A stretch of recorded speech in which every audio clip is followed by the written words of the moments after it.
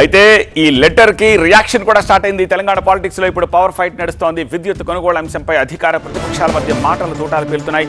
అయితే విద్యుత్ కొనుగోళ్లలో అవినీతి జరిగింది అంటూ బల్లగుద్ది చెప్తున్నారు మంత్రి కోమటిరెడ్డి వెంకటరెడ్డి. కేసీఆర్తో పాటు జగదీష్ రెడ్డి జైలుకు వెళ్లడం ఖాయం అంటూ హాట్ కమెంట్స్ చేశారు ఆయన. మరింత సమాచారం మా సీనియర్ కరెస్పాండెంట్ రేవన్ అందిస్తారు. రాష్ట్రంలో అధికార కాంగ్రెస్ ప్రతిపక్ష బీఆర్ఎస్ మధ్య విద్యుత్ మంటలు రాజకీయాలను వేడెక్కిస్తున్నాయి. ఈ విద్యుత్ అంశంపై మాట్లాడేందుకు మనతో పాటు మంత్రి కోమటిరెడ్డి వెంకటరెడ్డి ఉన్నారు.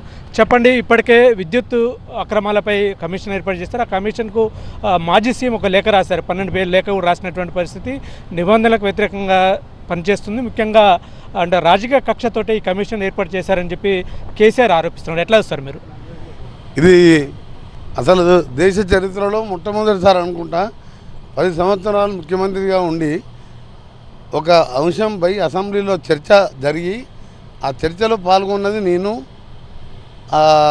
యాదాద్రి థర్మల్ ప్లాంట్ కానీ ఛత్తీస్గఢ్ పవర్ కడుగులో 1000 కోట్లు దోసుకున్నారు మా జగదీష్ రెడ్డి గారు, కేసీఆర్, వాళ్ళ గవర్నమెంట్లు ఎమ్మెల్యేలు. 30,000 కోట్ల వరకు నామినేషన్ మీద ఇచ్చిన బిహెచ్ఎల్కు. గవర్నమెంట్ కంపెనీ అయినా నామినేషన్ ఇస్తాను వీలేదు, 5 లక్షల కంటే ఎక్కువ. దీని మీద క్వశ్చన్ చేస్తే నాకు ఆయనకు బాగా వాదోపవాదాలు జరిగినప్పుడు ఆయన ఏమన్నాడు, నువ్వు 10,000 కోట్లు తిన్నావని చెప్పి నేను అంటే నీకు దమ్ముంటే నువ్వు జ్యుడిషియల్ ఎంక్వైరీ చేసుకో, ఏ ఎంక్వైరీకైనా సిద్ధమైంది సవాలు విసిరిను. ఇక్కడ కమిషన్ను రాజకీయ కక్షతోటే కాంగ్రెస్ ప్రభుత్వం ఏర్పాటు చేసిందని చెప్పి కేసీఆర్ చెప్తున్నారు. దమ్ముంటే ఎంక్వైరీ చేసుకో అంటుంటే అప్పుడు ముఖ్యమంత్రి గారు సభలో లేరు, ఆయన యాంటీ రూమ్లో ఉండి బయటకు వచ్చి ముఖ్యమంత్రి గారు ఇంటర్ఫేర్ అయ్యి ఏంటి నువ్వు బాగా మా మంత్రి గారిని బెదిరిస్తున్నావు, ఆయన ఉన్నమాట చెప్పిండు. అవును యాదాద్రి బండి అయినాయి, అయినా నువ్వు అడుగుతున్నావు కదా అని 10 సార్లు అన్నాడు.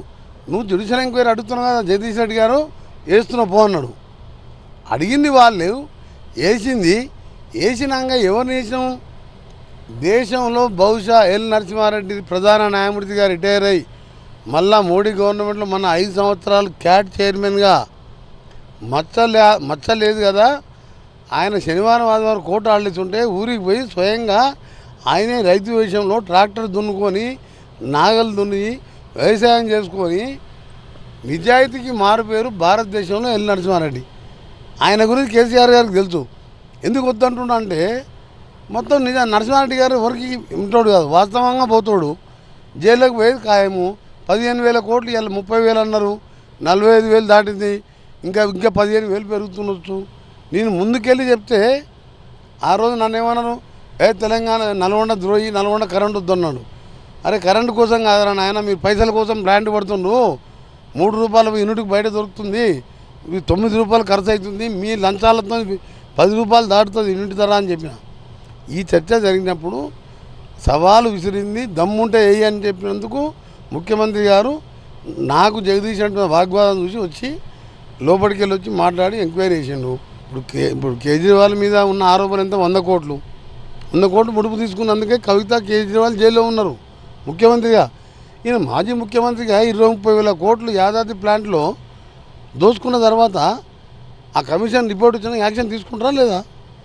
ఆ భయానికి వద్దంటుండు, ఈడనే దొరికిపోయిండు. మంత్రి కోమటిరెడ్డి వెంకటరెడ్డి చెప్తున్నారు, ఈ పూర్తి నివేదిక, విచారణ కమిషన్ పూర్తి నివేదిక వచ్చిన తర్వాత తప్పనిసరిగా మాజీ సీఎం కేసీఆర్తో పాటు మాజీ మంత్రి జగదీష్ రెడ్డి కూడా తప్పనిసరిగా జైలుకు వెళ్లాల్సి ఉంటుందని చెప్తున్నారు. నిజాయితీకి మారుపేరు గల నరసింహారెడ్డిని అంటే చెప్పడం సరికాదని చెప్పి కోమటిరెడ్డి వెంకటరెడ్డి చెప్తున్నారు. Camera person కుశాల్తో Revan, TV9 Nalgonda.